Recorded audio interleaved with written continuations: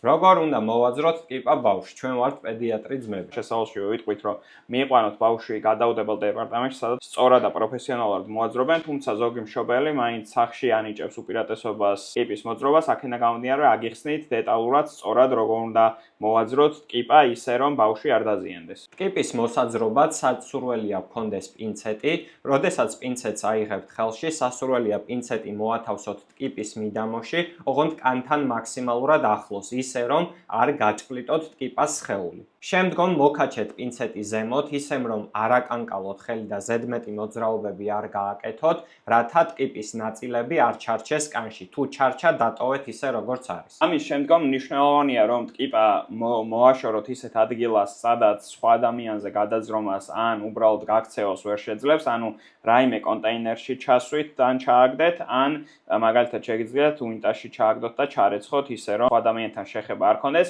უკვე ამის შემდგომ ხელები კარგად უნდა დაიმუშავოთ და დაიბანოთ. ის ჭრილობა, სადაც ნაკმენი იყო, აუცილებლად უნდა გაწმინდოთ, კარგად დაამუშავოთ ასევე, რომ ინფიცირების ნაკლები შანსი იყოს. დაიმახსოვრეთ, თუ ნაკმენიდან რამოდენიმე კვირის მერე განვითარდა ცხელება ან გამონაყარი, აუცილებლად დაუკავშირდით ექიმს. ასევე მნიშვნელოვანია, რომ ექიმთან ახსენოთ, რომ ტკიპის ნაკმენის ისტორია ქონდა თქვენს ბავშვს. დაგვიწერეთ კომენტარებში თქვენს შვილს თუ ქონდა ტკიპის ნაკმენი და თუ განვითარდა რომელიმე დაავადება.